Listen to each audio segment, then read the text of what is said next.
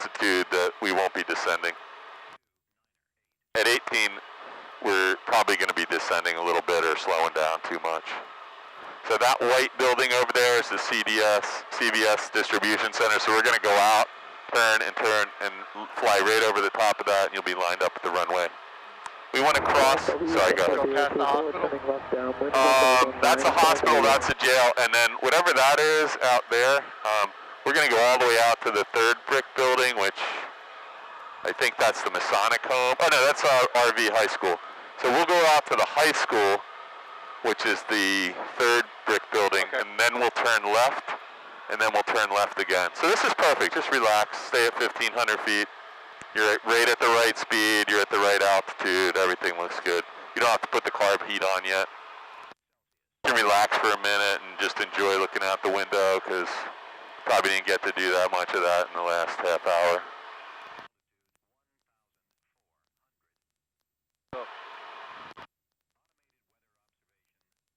So it does kind of look like it could be raining out there, but very lightly. Yeah, there's some kind of gray. You can go all the way to the high school and then turn left, because we're not doing anything special. There is another airport right here called Inductor Therm. It's over in that field, but it's turning left base, runway 19, flying W.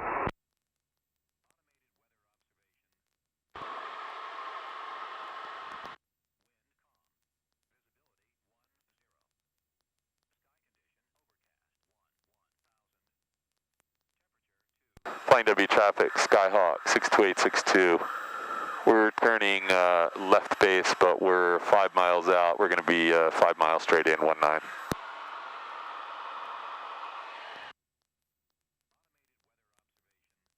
Okay, do you see the airport? Yeah. It's that big triangle-shaped piece of green field. Right over my strut. And you can see where that CBS building is. So we don't want to turn until we get, so we're going to be lined up with that roof of that CBS distribution center. So you don't have to do anything. And then when you get there, we can decide, okay, are we high, are we low, and what do we have to do? Probably the first thing we're going to do is slow down and put a notch flaps in, get the carb heat on. And that may require a little thinking on your part. You can probably start your turn in about 3 seconds. You can judge it. We got so much time to fix any mistake we make out here, right? Yeah. Go a little further. Yeah, I think you probably should start turning now. That's beautiful. And so, if we were flying at night, you would be able to see that white and red light. So you can see we're way over to that side of the runway. So go ahead and intercept. Look at the runway and tell me when you think we've crossed over the imaginary center line that comes out here. We still haven't crossed it. Now we crossed it. So now you're lined up at the runway. I forget which way the wind was blowing, 240, right? So the wind is coming from, well, according to this, we have to reset this. I'm going to grab this for you.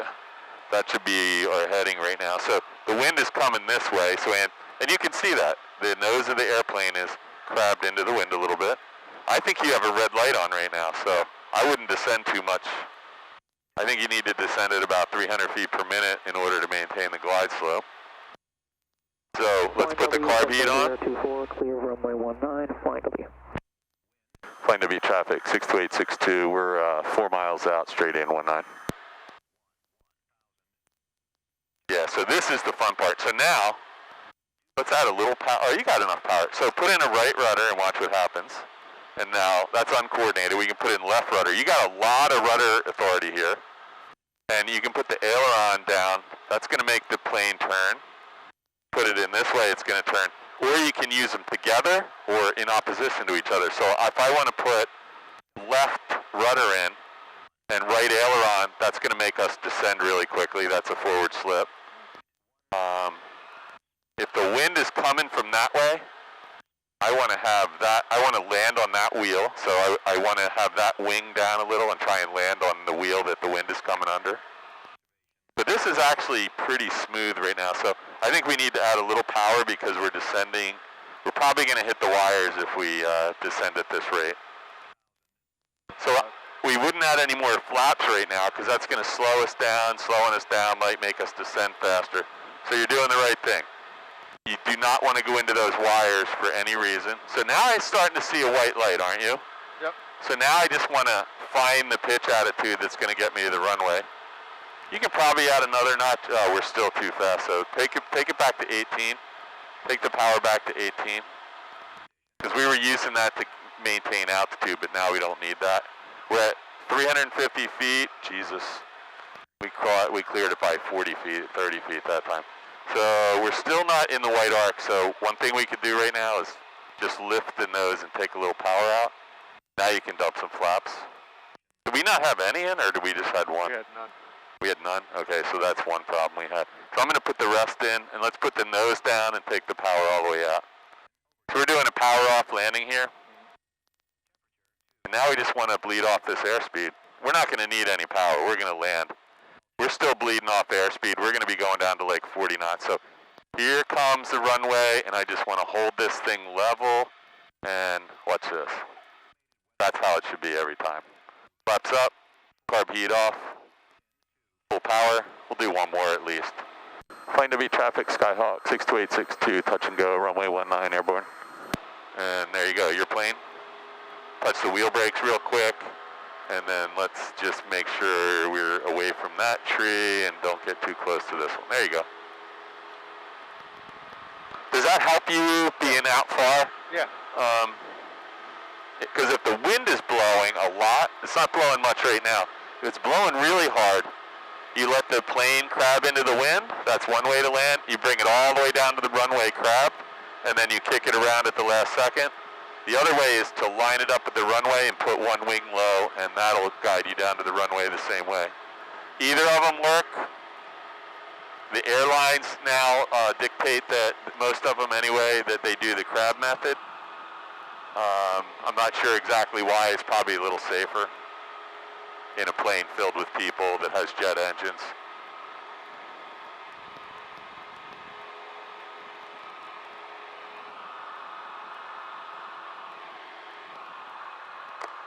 I think you're understanding the pattern pretty well, though. Yeah.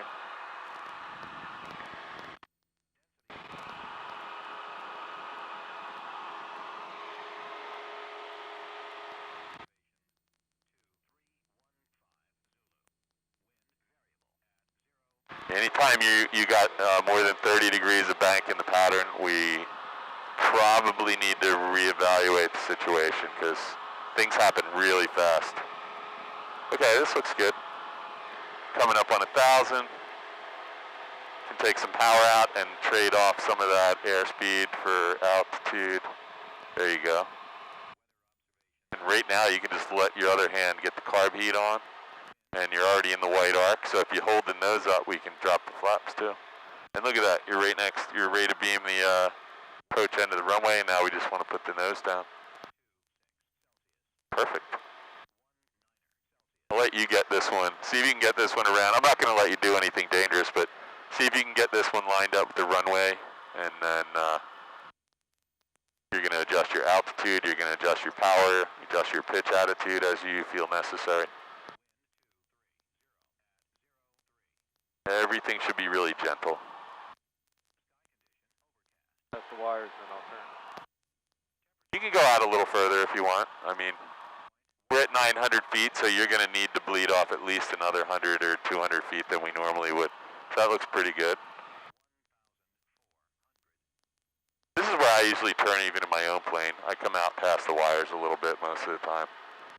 My plane is a little bit hard to slow down too.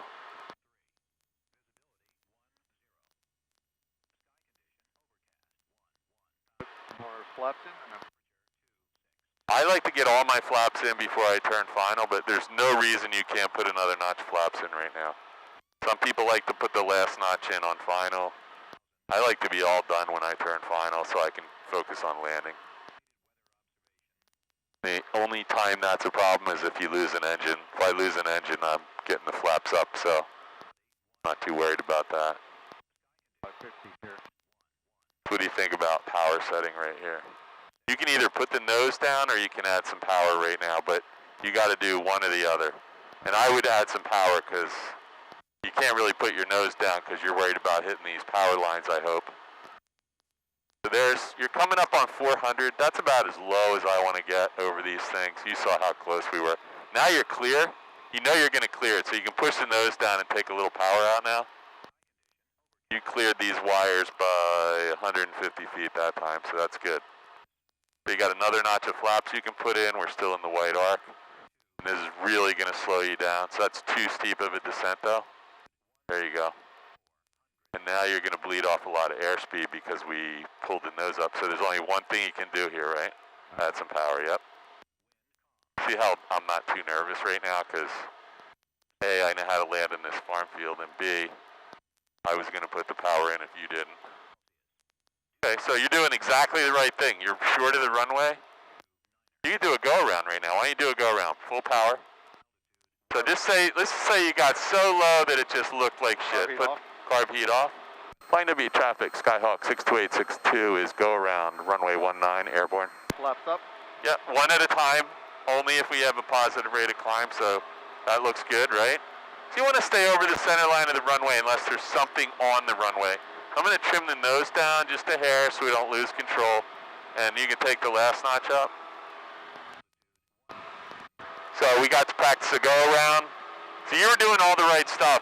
It was just, you didn't recognize how low we were until we were really, we were probably 100 feet off the ground. I don't know, I wasn't looking, but maybe we were 200 feet.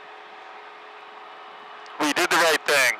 You put the power in, but what you don't ever want to do is, which was happening at the beginning, is